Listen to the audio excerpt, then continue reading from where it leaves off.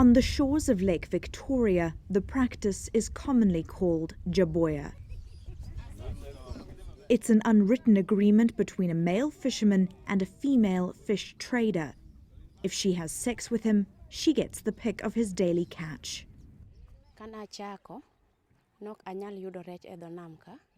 For you to get enough quality fish, you need to be friendly with them.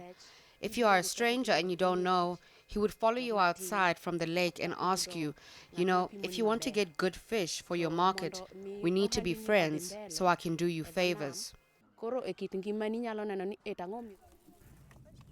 If the woman doesn't comply, though, she gets no favors and is often shortchanged.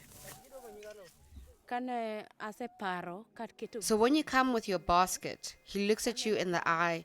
Maybe perhaps he would have identified that you are willing. He would give you more fish, but if he realizes that you aren't cooperating, he would give you very little fish. But for years, jaboya was a means to an end for many women.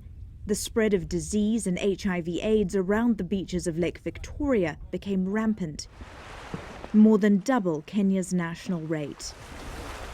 Now, one civil society organization is tackling the problem head-on through a project called No Sex for Fish. They provide boats, outreach and counseling to female fish traders, encouraging them to become their own bosses and not to rely on fishermen. Lorena Buto is a founding member. A widow with 4 children, she was selling herself for the best fish. Now she's the owner of her own boat. What time did the boat go out? They went at 5. We speak to her as she waits for the day's catch to come in. Before it was not very easy because I used to be a fish trader. But it is not very easy because when you go to these boats, you have to beg. Sometimes many of them who are selling the fish, they need to be your friend is when they give you.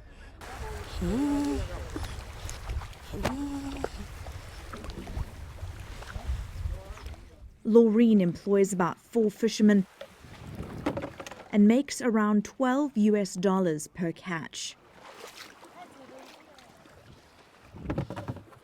She then pays the fishermen and a small portion back to the project each week for her boat. The project began in 2011 with just 1 boat and 4 women. Today, 19 women belong to the No Sex for Fish initiative, and they have 13 boats, with more being donated at the end of the month. 320. 200. 250. The women now haggle with other women. There is no extortion and no favors for deals.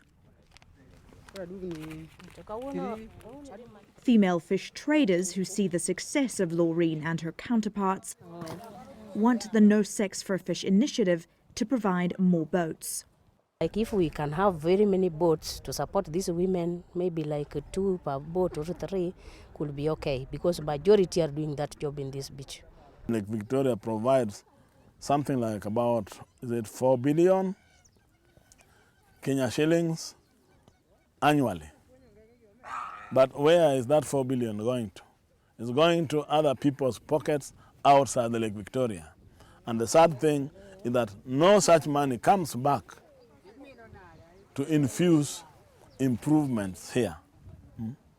And so that's one of the reasons why we really pained by having to pilot this activity, because in that way perhaps we can persuade public-private partners, people who are involved in fishery industry, to come and support initiatives like this one here, so that at least the local people, the local women are able to benefit, rather than sit around the lake, give their body for sex, and die out of HIV/AIDS and hunger.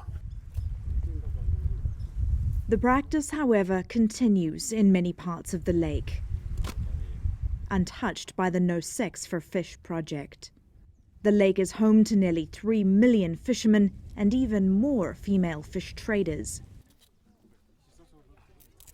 And since most earn only $2 a day, the temptation for jaboya remains. Robin Creel, Lake Victoria, Kenya. Know more about your world. eNCA.com.